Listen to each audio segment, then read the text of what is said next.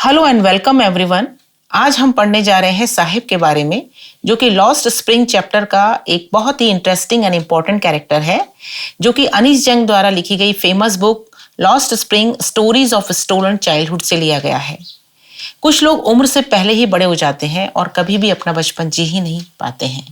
Some people mature too fast and never had a childhood. ऐसा ही एक character है साहिब। तो आइए साहिब के कैरेक्टर के बारे में और डिटेल में जानते हैं। Sahib is one of the most important characters of the chapter Lost Spring. His full name is Sahib Alam.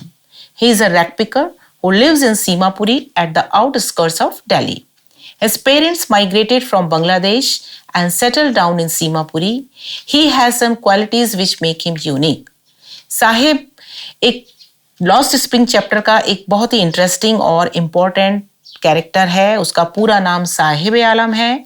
वो एक रैक पिकर है जो कि दिल्ली के बाहरी इलाके में बसी सीमापुरी नाम की झुग्गी झोपड़ी बस्तियों में रहता है। और उसके पेरेंट्स जो हैं वो बांग्लादेश से माइग्रेट होकर के आए हैं, जहाँ की तूफान में उनका खेत और उनके घर जो हैं सारे नष्ट हो गए थे। तो एक बेहतर जिंदगी की तलाश में वो लोग सीमापुरी आए और वहीं आकर के बस गए।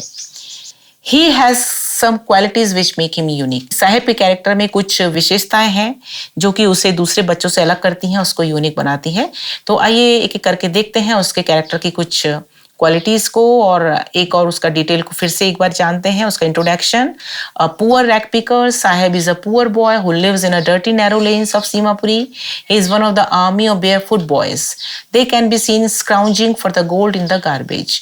साहिब एक बहुत ही गरीब बच्चा है जो कि सीमापुरी की गंदी संकरी बस्तियों में रहता है और वो नंगे पैर कचरा बीनने वाले बच्चों की टोलियों में से एक है। They can be seen scrounging for the gold in the garbage. उनको कचरे के ढेर में सोना ढूंढते हुए देखा जा सकता है। Scrounging means to search something, specially food और मनी। वो कुछ ऐसा ढूंढना चाहते हैं जो उनके लिए बहुत कीमती होता है, उनके लिए उतना ही कीमती होता है जितना कि सोना, क्योंकि उसको बेच करके वो अपना जीवन यापन करते हैं और वही उनके डेली ब्रेड का साधन होता है। और वो कचरे के ढेर में कभी कभी उनको 1 रुपए का सिक्का, कभी कभी 10 रुपए का नोट, कोई चांदी का सिक्का या कभी कोई खिलौना, एल्युमिनियम का कोई खिलौना या कोई ऐसी चीज जो उनके लिए उतनी ही कीमती है जितना कि सोना होता है, क्योंकि उससे प्राप्त कचरे के ढेर में से प्राप्त चीजों को बेच करके ही वो अपना जीवन यापन करते हैं। It is their daily bread.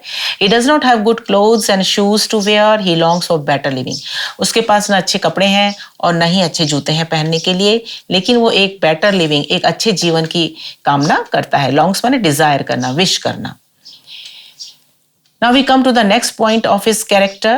He enjoys life. Sahib गरीब जरूर है लेकिन वो अपने जीवन का पूरा आनंद लेता है। He wants to be his own master. He enjoys his life. He wants to lead a free life. He loves his work of rag picking. Garbage dump is full of wonders for him. वो अपने जीवन का पूरा आनंद लेता है, वो अपने जीवन का मालिक बनना चाहता है, वो एक आज़ाद जिंदगी जीना चाहता है। उसको रैक पिकिंग का काम करने में मजा आता है और गार्बेज डम यानी कचरे के ढेर उसके लिए आश्चर्यों से भरे हुए होते हैं। उसमें कोई भी चीज उसको जो मिलती है वो उनके लिए एक आश्चर्य लेकर के आती है। He wants to study. From his conversation with the author, we get to know that he wants to go to school and that he wants to study but unable to do due to poverty.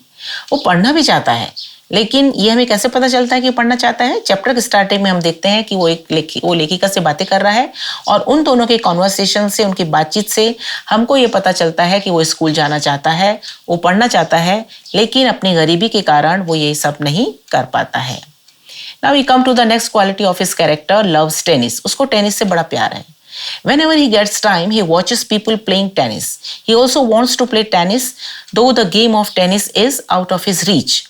जब कभी भी उसको time मिलता है तो वो लोगों को टेनिस खेलते हुए देखता है। वो भी खेलना चाहता है टेनिस। यद्यपि टेनिस की जो चीजें हैं, टेनिस में यूज होने वाली जितने भी इक्विपमेंट्स हैं, वो उसकी पहुंच से बहुत बाहर हैं। यानी कि he is too poor to buy all these things. वो इतना गरीब है कि वो सारी चीजों को खरीद नहीं सकता। He wears discarded tennis shoes. वो टेनिस प्लेयर्स के द्वारा जो शूज डिस्कार्ड किए गए हैं, जो शूज वो नहीं पहनते हैं, उनको वो पहनता है। Now we come to the next quality, wants to live a free life. वो एक आजाद जीवन जीना चाहता है। Sahib starts working in a tea stall. Sahib ने एक चाय की दुकान में काम करना शुरू कर दिया है। If is bound and burden, वहां पर उसको बहुत बंधन महसूस होता है और उसको भारीपन लगता है। He gets 800 rupees and all his meals, but even then he doesn't seem to be happy. उसको 800 रुपए मिलते हैं और पूरे दिन का उसको खाना भी मिलता है, लेकिन इसके बावजूद भी वो खुश दिखाई नहीं देता. Steel canister is heavier than the plastic bags. He is no longer his own master. उसका जो स्टील कैनिस्टर है जिसमें वो चाय लेकर के जाता है, वो उसके प्लास्टिक बैग से ज्यादा भारी दिखाई देता है. जबकि प्लास्टिक बैग ज्यादा भारी है, तो इसका मतलब ये है वो उसके प्लास्टिक बैग से जो कि एक्चुअल में भारी है उससे भी ज्यादा भारी उसको महसूस होता है. It means that he is no happy. इसका मतलब है कि वहां पर काम करते हुए वो खुश नहीं है, उसे कोई इंटरेस्ट नहीं है. He is no longer his own master. अब वो अपना मालिक नहीं है. Now he has to work under another person. अब उसे दूसरे व्यक्ति के लिए काम करना है. अब वो अपना मालिक नहीं है, अब कोई और उसका मालिक हो चुका है. Now we come to the another point of his character, irony in his name. उसके नाम में बड़ा ही विरोधाभास है. Irony माने when we say something and the meaning is different. जब हम कुछ कहते हैं लेकिन उसका मीनिंग जो है वो अलग होता है. Sahib even does not know the meaning of his name. There is a great irony in his name. The meaning of his name is Lord of Universe, as his full name was Sahib Alam. But unfortunately, he was too poor to fill his stomach. Sahib अपने नाम का meaning तक नहीं जानता, उसे अपने नाम का अर्थ तक नहीं पता. लेखिका कहती है यदि उसे अपने नाम का मीनिंग पता होता कि उसके नाम का अर्थ क्या है तो उसको बहुत ही आश्चर्य होता, या शायद वो विश्वास भी नहीं करता. तो उसके नाम में बहुत ही विरोधाभास है, क्योंकि साहिब का पूरा नाम क्या है? साहिब आलम. साहिब आलम मतलब साहिब माने मालिक, आलम माने द होल वर्ल्ड, पूरा विश्व. तो पूरे विश्व का मालिक मीन्स गॉड, ईश्वर. ईश्वर के पास सब कुछ है, वो दूसरों को देता है, उसे किसी चीज की कमी नहीं है. लेकिन यहाँ एकदम विपरीत हो गया है, एकदम उल्टा हो गया है. साहिब जो है बहुत ही ज्यादा गरीब है, यानी वो इतना गरीब है कि वो अपना पेट तक नहीं भर सकता. तो ना भर सकता, then we can say that there is an irony in his name. So Sahib, now we come to the end of the character sketch of the Sahib. So Sahib is no doubt a laborious aspirant, but unfortunately belongs to a poor family and facing the challenges of life. इसमें कोई संदेह नहीं है कि साहिब एक बहुत ही मेहनती बच्चा है और वो एक बहुत ही मेहनती एस्पायरेंट है. एस्पायरेंट मीन्स महत्वाकांक्षी, someone who wants to achieve something, जो कुछ प्राप्त करना चाहता है. He wants to live a better life. He wants to play tennis. वो टेनिस खेलना चाहता है, वो एक अच्छा जीवन जीना चाहता है. लेकिन दुर्भाग्यवश वो एक पुअर फैमिली से बिलोंग करता है, जो कि अभी बहुत सारी चुनौतियों का सामना कर रहा है अपने जीवन में. A writer demands the society and the political class should think sympathetically for the upliftment of these children and ban child labor.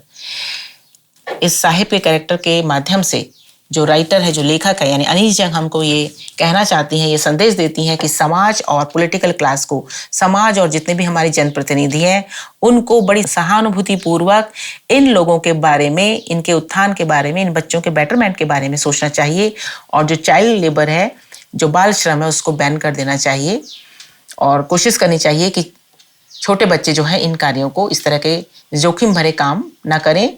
अगर वो अपने जीवन का, अपने बचपन का पूरा आनंद लेते हैं, तभी हम कह सकते हैं कि उनके जीवन में बसंत आया है. नहीं तो यही कहा जाएगा कि बसंत जो है वो खो गया है, यानी बच्चों का बचपन खो गया है. So we should think sympathetically for these children. And now we come to the end of this video. Thank you all for watching. Keep learning, keep practicing all these things, and see you soon. Take care until we meet in the next video. Thank you so much.